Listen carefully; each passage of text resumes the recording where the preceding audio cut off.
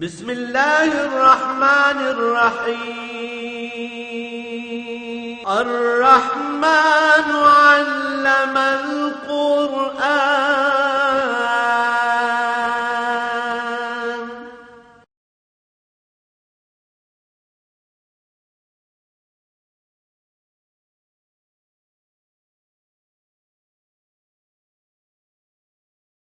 الحمد للہ رب العالمین والصلاة والسلام علی حبیبہ محمد وآلہ وصحبہ اجمعین. اعوذ باللہ من الشیطان الرجیم. بسم اللہ الرحمن الرحیم. یا ایھا الذین آمنوا اذکروا نعمت اللہ علیکم اذ ہم قوم ان یبسطوا الیکم ایدیہم فکف ایدیہم عنکم واتقوا اللہ وعلی اللہ فلیتوکل المؤمنون. اللہم سبحانک لا علم لنا الا ما علمتنا انک انت العلیم الحکیم. مولا یا صلی وسلم دائما ابدا علی حبیبک خیر الخلق کلہم. انسان کا مزاج بڑا عجیب ہے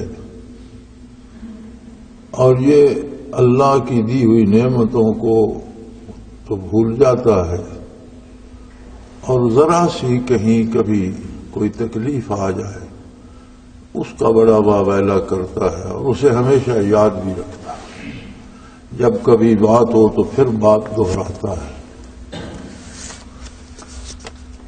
حلیۃ الاولیاء میں ایک ولی اللہ کا حال بیان کرتی وہ لکھتے ہیں کہ کوئی شخص ان کے پاس گیا اور اس نے کہا کہ میں بہت تہی دست ہوں، میرے پاس کچھ بھی نہیں ہے اور فاقوں سے میں بھی میرا خاندان بھی پریشان ہے، کرنے کو کوئی کام نہیں ملتا، پاس کوئی سرمایہ نہیں، کوئی ملازمت نہیں، کوئی کھیتی باڑی نہیں.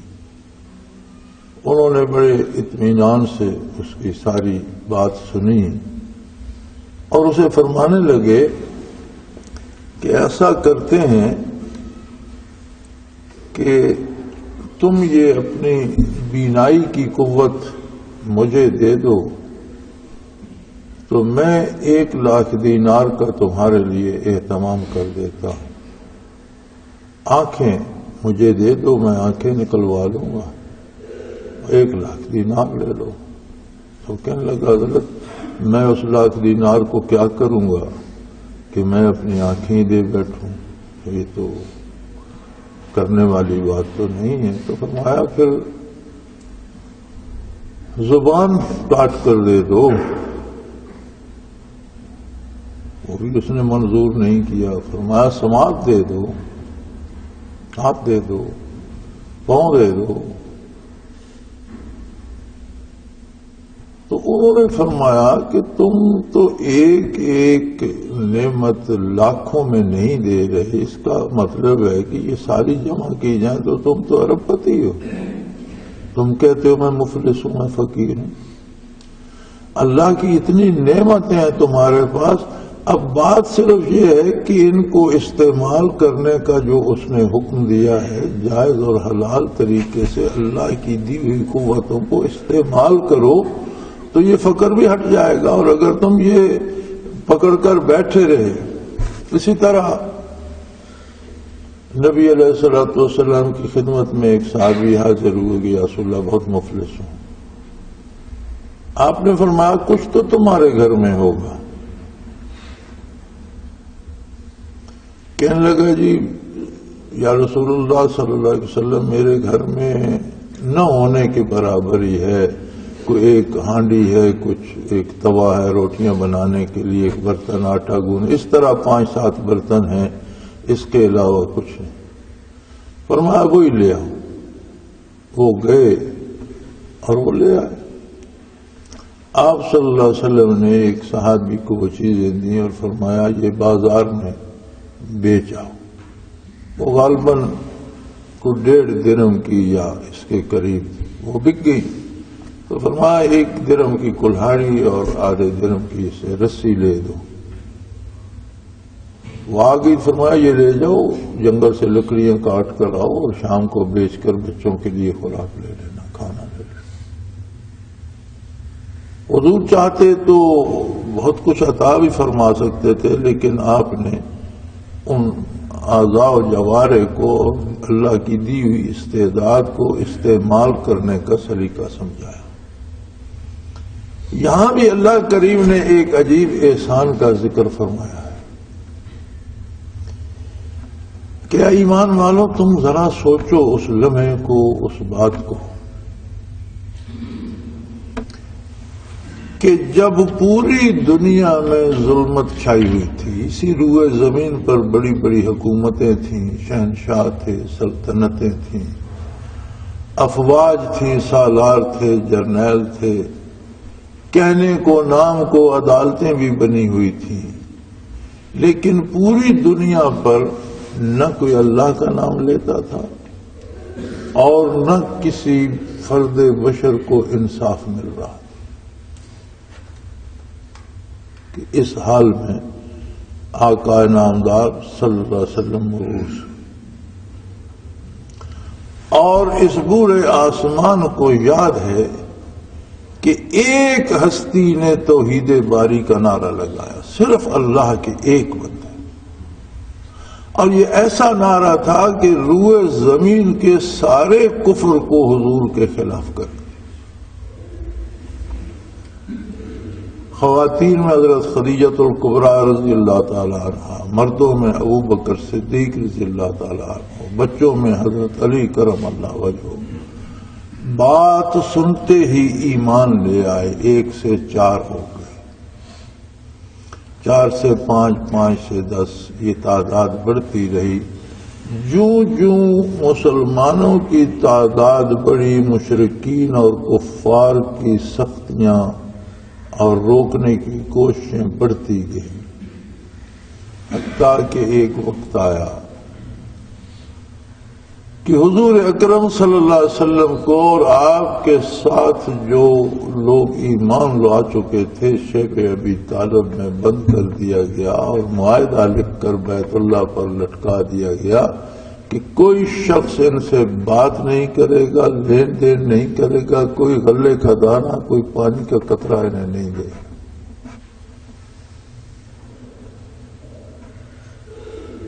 وہ شدت کا وقت بھی گزرا، پھر مکہ مکرمہ کی سرزمین اہل ایمان کے لیے تنگ کر دی۔ دنیا کا کوئی ایسا ظلم نہیں جو ان پر روا نہ رکھا گیا۔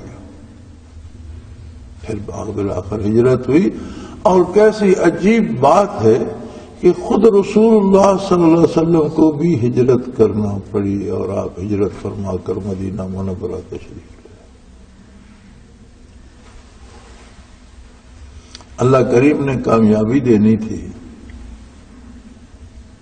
اور مدینہ منورہ آ کر بھی اللہ کی مدد شامل حال ہوئی اور اسلام اور مسلمان کامیاب ہوئے۔ تو اللہ کریم وہیں یہ کامیابی دے دیتے، اور وہیں حرم کعبہ بھی تھا، وہیں حرم رسول بھی ہوتا، تو پھر کون ثانی ہوتا مکہ مکرمہ کی سرزمین کا اور اس شہر کا۔ وہ مولوی عامر رضا خان بریلوی کا ایک شعر ہے کہ حاجیو آؤ شہنشاہ کا روضہ دیکھو، کعبہ تو دیکھ چکے اب کعبے کا کعبہ دیکھو۔ تو یہ عجیب بات ہے کہ ہر حاجی کو زیارت کرنا پڑتی ہے روضہ اطہر کی۔ حضور کا ارشاد حدیث شریف میں ہے جس کا مفہوم ہے کہ جس نے حج کیا اور میری زیارت نہیں کی، میرے روضہ اطہر پہ حاضری نہیں دی، اس نے میرے ساتھ ظلم کیا۔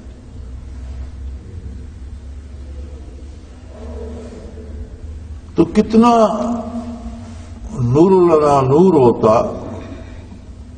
فضائل جب لکھتے ہیں علماء حق تو فرماتے ہیں کہ مکہ مکرمہ میں جو بیت اللہ جس خطے زمین پر ہے، یہ کائنات میں افضل ترین ٹکڑا ہے اور ازل سے منتخب شدہ ہے، اور اس کے انوارات تحت الثری سے لے کر عرش اولا تک، اس کے نہ نیچے کوئی بیت اللہ کے سوا چیز بن سکتی ہے نہ اس کے اوپر بن سکتی، لیکن فضیلت میں مدینہ منورہ روضہ اطہر کی وہ زمین جو محمد الرسول اللہ صلی اللہ علیہ وسلم کے وجود عالی سے مس ہو رہی ہے، وہ بیت اللہ سے افضل ہے۔ تو اللہ مجبور نہیں تھا، نہ اللہ کا نبی مجبور تھا۔ اہل مکہ نے، رؤسائے مکہ نے، قریش مکہ نے جب قدر شناسی نہیں کی تو وہ گوہر نایاب مدینہ منورہ کے نصیب میں لکھ دیا۔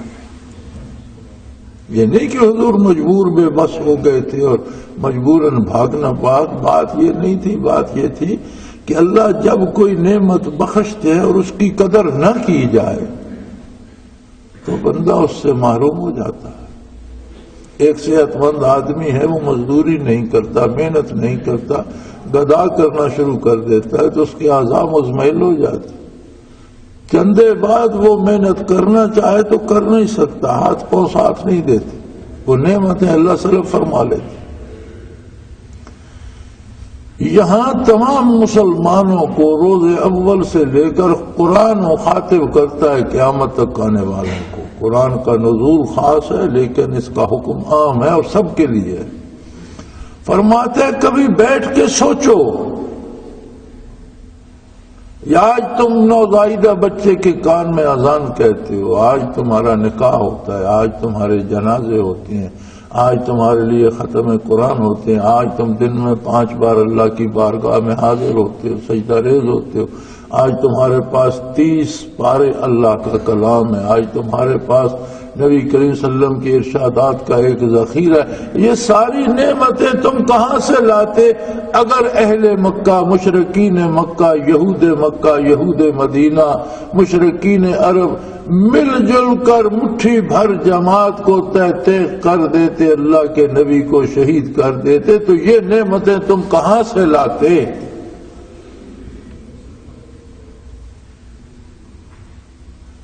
یا ایھا الذین آمنوا اذکروا نعمت اللہ علیکم، اللہ کے اس انعام کو یاد کرو۔ یہ ایک انعام اتنا بڑا ہے کہ ساری عمر بندہ سر و سجود رہے، کوئی دوسرا کام نہ کرے، پھر بھی اس کا شکر ادا نہیں کر سکتا۔ ہمیں تو ایمان وراثت میں مل گیا۔ حضرت رحمۃ اللہ تعالی علیہ فرماتے ہیں ایک چیز کی ہوتی ہے صورت اور ایک اس کی حقیقت ہوتی ہے۔ صورت کچھ بھی ہو سکتی ہے، حقیقت کچھ اور ہو سکتی ہے۔ صورت ایک خوبصورت پھل نظر آتا ہے، حقیقت میں وہ تلخ ہوتا ہے، کھانے پہ پتہ چلتا ہے۔ ایک خوبصورت نظر آتا ہے لیکن حقیقتاً وہ سانپ ہوتا ہے، ڈس لیتا ہے، موت واقع ہو جاتی ہے۔ بظاہر بڑا چمکیلا خوش رنگ ہوتا ہے۔ تو حضرت فرماتے ہیں ایمان کی بھی ایک صورت ہے اور یہ صورت ہمیں وراثت میں مل گئی۔ کلمہ پڑھ لیا، مسلمان ہو گئے، نکاح ہوا، شادی ہوئی، کبھی کبھی نماز بھی پڑھ لی، کوئی روزہ رکھ لیا، کبھی حج کر لیا، کبھی کچھ نیکی کر لی، کوئی برائی۔ تو فرماتے ہیں نجات کے لیے تو صورت اسلام، یہ ایمان بھی ناجی ہے۔ اللہ رحم فرمائے، خطاؤں سے درگزر فرمائے تو ایمان اس کے پاس ہے، اس کی نجات ہو سکتی ہے۔ لیکن ایک درجہ اور ہوتا ہے ایمان کا، وہ فرماتے ہیں وہ استدلالی ہوتا ہے۔ یہ تو تقلیدی ہے نا کہ ماں باپ مسلمان تھے، ہم نے ان کی تقلید کی، مسلمان ہو گئے۔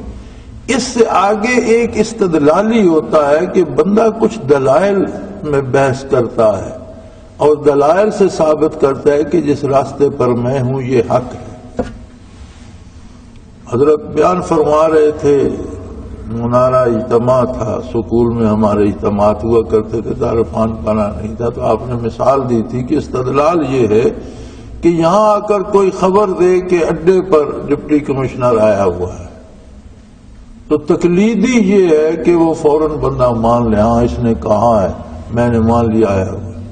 استدلالی یہ ہے کہ وہ بندہ مکان کے اوپر چڑھے، دیکھے ہاں وہاں لوگ بھی جمع ہیں، پولیس بھی آئی ہوئی ہے، کاریں کھڑی ہیں، اس کے پاس دلائل آگے وہ کہ ہاں ٹھیک ہے آیا ہوا ہے، یہ استدلالی ہے۔ لیکن ایک ایمان ہوتا ہے حقیقی، اور وہ اللہ کے بندوں کو اور اللہ کے ذاکرین کو اور صاحب حال لوگوں کو نصیب ہوتا ہے۔ وہ یہ ہوتا ہے کہ اللہ انہیں دکھا دیتا ہے کہ حقیقت کیا ہے۔ حقیقت ایمان یہ ہوتی ہے جو وہ لوگ دل کی آنکھوں سے دیکھ لیتے ہیں، نبی کریم صلی اللہ علیہ وسلم کی زیارت کرتے ہیں، ملائکہ کو دیکھتے ہیں، برزخ کو دیکھتے ہیں، جنت دوزخ کو دیکھتے ہیں۔ اب انہیں جو تقلیدی ایمان ہے، کسی نے آ کر کہہ دیا یار تیرے ماں باپ تو ویسے ہی سادہ تھے، وہ جو انہیں کسی نے بتا دیا کرتے رہے، یہ بات تو غلط ہے، یہ صحیح نہیں، وہ چھوڑ کر اس طرف چلا جاتا ہے۔ اسی لیے نئے نئے فرقے بن رہے ہیں کہ ایمان تقلیدی ہے، دوسرے نے آ کر کہا نہیں یار یہ ایسے نہیں ایسے ہے، وہ اس کے پیچھے چل پڑے، ایک نیا فرقہ بن، یہ زیادہ خطرے میں ہوتا ہے۔ دوسرا استدلالی جو ہے، اسے اگر کوئی دلیل دینے والا اس سے طاقتور مل گیا، اس نے کہا تم کہتے وہاں ڈی سی آیا ہوا ہے، تم نے تو مکان پہ چھت پہ چڑھ کے بندے دیکھے، میں وہاں گیا تھا، وہاں تو کسی کی شادی ہو رہی ہے اور اس کے لیے پولیس بھی آئی ہے اور وہ کاروبار ہے تو انہوں نے دولہا کے لیے منگایا اور شادی والے لوگ جمع، تو اس کی اپنے دلائل متزلزل ہو جائیں گے کہ یہ تو وہاں سے آ رہا ہے، میں نے چھت سے دیکھا ہے۔ وہ ایمان استدلالی بھی اتنی ہی قوت رکھتا ہے کہ مخالف اگر دلیل میں غالب آ جائے تو وہ بھی ہے، لیکن حقیقت ایمان جسے نصیب ہوا اسے کوئی کیا دلیل دے گا اور اس کا کیا بگاڑے گا؟ تو فرماتے ہیں کہ ایمان کی حقیقت کو پانا چاہیے۔ یہاں یہی بات اللہ کریم نے فرمائی ہے کہ یہ نعمتیں، یہ حقیقت ایمان تم کہاں سے پاتے، تمہیں اللہ کا تصور کہاں سے ملتا، اس کی ذات کی بات کون کرتا، اس کی صفات تمہیں کون سمجھاتا، تمہیں حلال و حرام کون بتاتا، پاک اور ناپاک کون بتاتا، کیسے بتاتا کہ مٹھی بھر تو جہاں نثار تھے محمد رسول اللہ صلی اللہ علیہ وسلم کے ساتھ، مشرکین مکہ پہلے خلاف ہوئے، پھر یہود ساتھ شامل ہو گئے، پھر ساتھ مشرکین عرب شامل ہو گئے، اور اس کے بعد کیسر اور کسرا بھی چڑھ دوڑے، دنیا کی جو سپر پاور اس زمانے میں تھی نام نہاد، وہ بھی چڑھ دوڑی کہ اس مٹھی بھر جماعت کا نشان مٹا دو۔ فرمایا یا ایھا الذین آمنوا اذکروا نعمت اللہ علیکم اذ ہم قوم ان یبسطوا الیکم ایدیہم، جب لوگوں نے کہا کہ ان پر ہم اپنے ہاتھ صاف کرتے ہیں اور ان کا نام و نشان مٹا دیں، فکف ایدیہم عنکم، اللہ نے انہیں یہ توفیق نہیں بخشی، ان کے ہاتھ روک دیے، وہ مسلمانوں کا کچھ نہیں بگاڑ سکتے۔ جب بھی شکست ہوئی کفر و شرک کو ہوئی، اسلام کو نہیں ہوئی، اسلام کا کچھ نہیں بگاڑ سکتا۔ اگر مکہ مکرمہ میں انہوں نے سختیاں کی تو اہل مدینہ سفر کر کے گئے سینکڑوں میل، اور جا کر بارگاہ اقدس میں عرض کی حضور ہمارے ہاں تشریف لائیے۔ نبی کریم صلی اللہ علیہ وسلم نے فرمایا، بیت عقبہ کے حالات اگر پڑھیں تو پتہ چلتا ہے، حضور نے فرمایا مجھے دعوت تو دے رہے ہو کہ مدینہ تشریف لے آؤ، میں وہاں آ تو جاؤں، جلوہ افروز تو ہو جاؤں، لیکن جانتے ہو میرے آنے سے کیا ہوگا؟ تو جو وفد تھا انصار کا، انہوں نے عرض کی ہم جانتے ہیں یا رسول اللہ، یہ جو ظاہری دنیا ہے یہ ساری ہمارے خلاف ہو جائے گی، حکومتیں ہم سے بگڑ جائیں گی، قبائل ہمارے خلاف ہو جائیں گے، مشرکین اور کفار ہمارے خلاف ہو جائیں گے، یہود اور نصارہ ہمارے خلاف ہو جائیں گے، اور یہ دنیا کی بڑی بڑی عظیم سلطنتیں کیسر و کسرا چڑھ دوڑیں گی۔ فرمایا پھر انہوں نے کہ یا رسول اللہ ہم جانیں قربان کریں گے، مال قربان کریں گے، ہم بیٹے ذبح کرائیں گے، آپ کی ذات پر نچھاور کر دے گی اور یہ ساری مخالفت کا بوجھ اٹھا لے گی۔ فرمایا اب میں تمہارے پاس ہوں۔ بیت عقبہ میں یہ باتیں طے ہوئی، اس لیے روضہ اطہر مدینہ منورہ میں ہے کہ مکے والے کہہ رہے تھے کہ یہ مصیبت ہے، اسے ختم کرو، مدینے والے کہہ رہے تھے یہی تو نعمت ہے، اللہ ہمارے دامن میں بھر دے۔ اللہ نے روضہ اطہر وہاں بنا دیا۔ غزوہ حنین میں جب غنیمت تقسیم ہوئی تو حضور صلی اللہ علیہ وسلم نے 9 مسلم جو تھے اور نئے قبائل جو تھے ان کو زیادہ دیا، تو انصار مدینہ میں سے کسی نے یہ بات عرض کر دی کہ یا رسول اللہ، ہماری تلواروں سے اہل حنین کا خون اور قریش کا خون ٹپک رہا ہے اور غنیمت لینے والے یہ آ گئے۔ تو آپ نے فرمایا کہ کیا تم یہ نہیں چاہتے کہ دنیا کا مال و دولت لوگ لے جائیں اور اللہ کے رسول کو تم اپنے ساتھ مدینہ لے جاؤ؟ انہوں نے کیا یا رسول اللہ ہم راضی، ہمارے لیے یہ بہت بڑی دولت ہے، ہم اس پہ راضی۔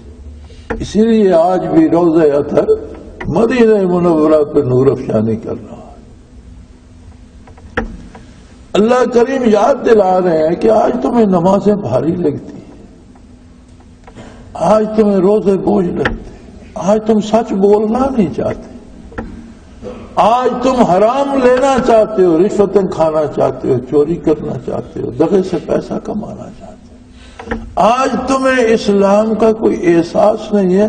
جانتے بھی ہو اسلام کس طرح اللہ نے مسلمانوں کی حفاظت کی اور کتنے کٹھن مرحلوں سے گزر کر، جانیں دے کر، اولادیں دے کر، گھر دے کر، مہاجر بن کر تم تک اللہ کے رسول کا پیغام پہنچانے والوں نے کس مشکل میں، اور اللہ کا کتنا احسان ہے تم لوگوں پر کہ ان کی اللہ نے حفاظت فرمائی اور دین تم تک پہنچنے کا سبب وہ بنے۔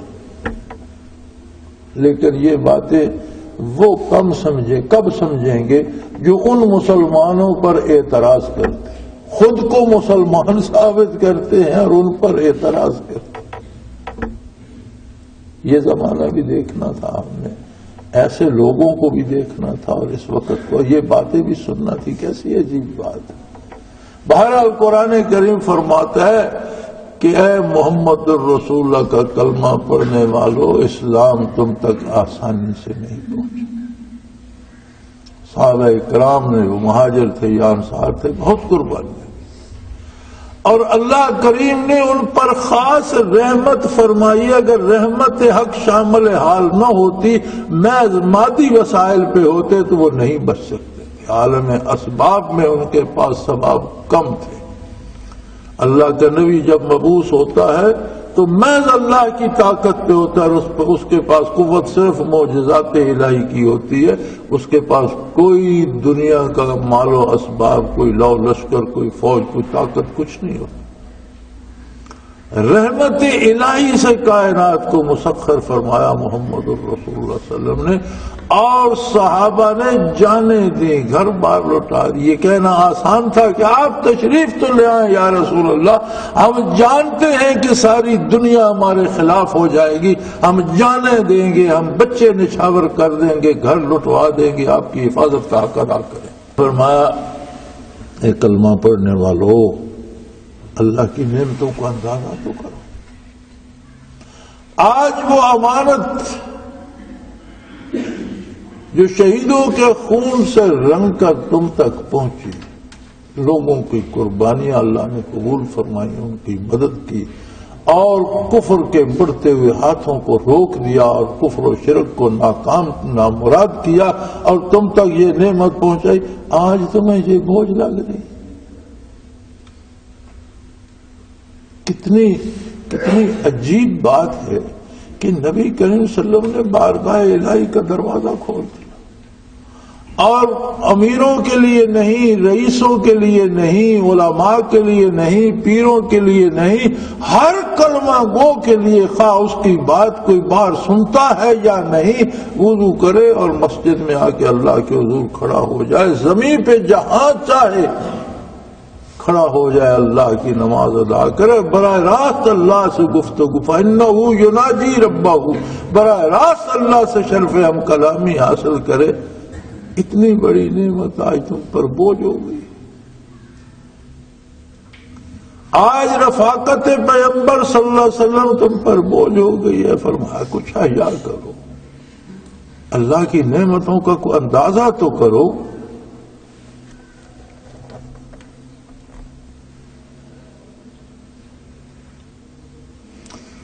فرمایا جب لوگوں نے یہ ارادہ کر لیا تھا، ہم قوموں نے یبسطوا الیکم ایدیہم، لوگوں نے ارادہ کر لیا تھا کہ انہیں چیر پھاڑ کے ختم کر دیا جائے اور یہ اسلام کا افسانہ ہی ختم ہو جائے، کوئی نام لیوا ہی نہ رہے۔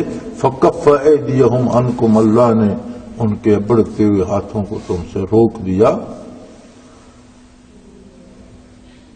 واتقوا اللہ، فرمایا یہ ساری بات اگر سوچو تو نتیجہ یہ نکلے گا کہ تمہیں اب اللہ سے بات بنا کر رکھنا، ایک اس نعمت کا شکر تم ادا نہیں کر سکتے، لہذا تمہیں اللہ سے بات بنا کر رکھنی چاہیے، اللہ کو یاد کرنا چاہیے، اس کا شکر ادا کرنا چاہیے، حلال کمانا چاہیے، جھوٹ سے، ظلم سے، زیادتی سے بچنا چاہیے۔ وَعَلَى اللَّهِ فَلْيَتَوَكَّلِ الْمُؤْمِنُونَ، اور یاد رکھو ایمان کی دلیل یہ ہے کہ مومن اللہ پہ بھروسہ کرتا ہے، احکام الہی کے خلاف کسی لالچ میں نہیں پڑتا کہ یہ چوری کر لوں، یہ جھوٹ بول لوں، اسے قتل کر دوں، اس کی جائیداد لے لوں، اس کا گھر لوٹ لوں، نہیں، وہ اللہ کی عبادت کرتا ہے، جائز اور حلال وسائل استعمال کرتا ہے، اور جو مل جائے اس پہ اللہ کا شکر ادا کرتا ہے۔ جو اللہ پہ جرم وہی کرتا ہے جس کا بھروسہ اللہ پہ نہیں ہوتا، حرام وہی لیتا ہے جسے اللہ پہ اعتماد نہیں ہوتا، جھوٹ وہی بولتا ہے جسے اللہ پہ اعتماد نہیں ہوتا، جرم وہی کرتا ہے جو اللہ پہ بھروسہ نہیں کرتا۔ تو فرمایا یہ اللہ پہ بھروسہ اور توکل علی اللہ یہ ہے کہ یہ دلیل ہے ایمان کی، اور اگر اللہ پہ بھروسہ نہیں ہے تو اس کے ایمان کا کوئی بھروسہ نہیں ہے۔ سو زندگی تھوڑی سی ہے، جس نے بڑے مرغن کھانے کھائے رات اس کی بھی گزر جاتی ہے، اور جو روکھی روٹی کھا کے پانی پی لیتے ہیں شب اس کی بھی بسر ہو جاتی ہے۔ وہ حلال کی روکھی حرام کے مرغن کھانوں سے بہتر ہے کہ کل فردہ قیامت جواب دینا ہوگا۔ سو فرمایا اللہ کی ان نعمتوں کو یاد کرو، اور تم تک دین برحق کا پہنچا دینا بھی اللہ کا بہت بڑا انعام۔ اس کے تو احسانات گنے نہیں جاتے، لیکن یہ بہت بڑا انعام ہے کہ دو جملے کلمہ طیبہ کے پڑھ کر تمہارا تعلق اللہ سے اور اللہ کے رسول صلی اللہ علیہ وسلم سے استوار ہو جاتا ہے۔ اللہ کی اس نعمت کا احساس کرو۔ آخر دعوانا ان الحمدللہ رب العالمین۔ اللہ اللہ اللہ اللہ اللہ اللہ اللہ اللہ۔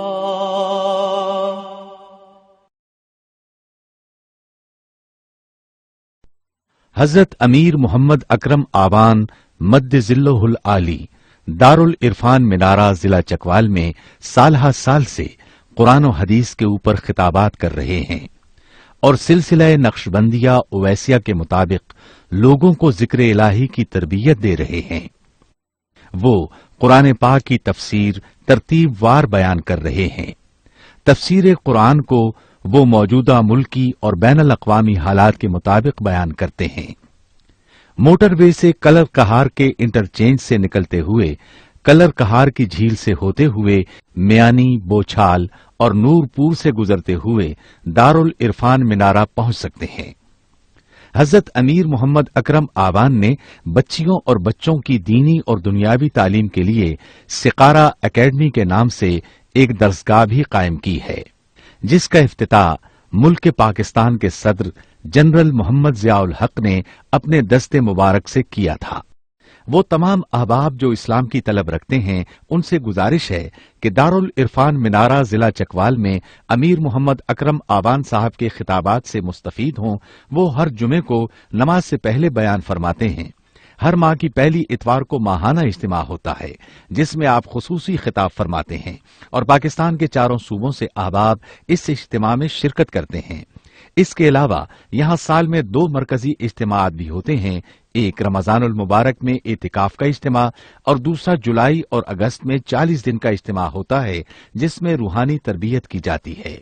اپنا خون سیماب دے کر اتنا ہم کر جائیں گے، نام آقا کا چمن میں پھر رقم کر جائیں گے۔